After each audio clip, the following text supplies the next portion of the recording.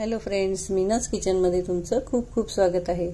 आज आपण अगदी वेगळी अशी डिश पाहणार आहोत, व्हेज पांढरा रस्सा। त्यासाठी अख्खा मसूर घ्यायचा आहे। स्वच्छ धुवून मी त्यामध्ये पाणी टाकून कुकरला 2 ते 3 शिट्ट्या आपण करून घेणार आहोत। शिट्ट्या होत आहेत तोपर्यंत थोडीशी खसखस आणि काजू जे आहेत ते एक उकळी काढून आपण त्याची पेस्ट करून घेणार आहोत। त्यानंतर आता हे अख्खा मसूर 3 शिट्ट्या झालेल्या आहेत, छान मऊ शिजलेला आहे, त्याला स्मॅश करून घ्यायचं। त्यानंतर तेल टाकून त्यामध्ये खडा मसाला टाकून घ्यायचा आहे। आणि ही जी आहे ती तमालपत्राची ताजी पानं आहेत, त्याचा खूप छान स्मेल येतो। ही नसेल तर तुम्ही नेहमीची तमालपत्र टाकली तरी चालणार आहे। तर हा सगळा खडा मसाला, त्यानंतर थोडंसं आलं लसूण मिरचीची पेस्ट टाकून घेऊन थोडंसं परतून घ्यायचं आहे। आणि मिरची परतल्यानंतर आपण जो स्मॅश करून घेतलेला आहे अख्खा मसूर तो ह्याच्यात टाकून थोडंसं परतून घेऊया।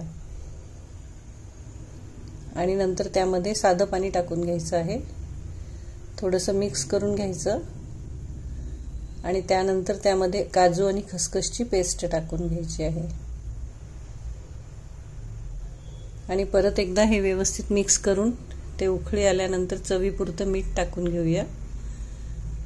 आणि त्यामध्ये आपण हे आता जे टाकत आहोत ते ओल्या नारळाचं दूध काढून घेतलेलं आहे। 2 कप ते एका नारळाचं दूध निघतं तेवढं घट्ट असं टाकून घ्यायचं आहे। ओल्या नारळाचे दूध टाकल्यानंतर एक उकळी आणल्यानंतर आपला पांढरा रस्सा तयार आहे। गरमागरम सर्व करूया। भातासोबत छानसा व्हेज पांढरा रस्सा तयार आहे। खूप टेस्टी आणि छान लागतो। तर तुम्हाला जर अशा वेगवेगळ्या रेसिपी पाहायच्या असतील तर तुम्ही माझ्या चॅनलला सबस्क्राइब, लाईक आणि शेअर करा।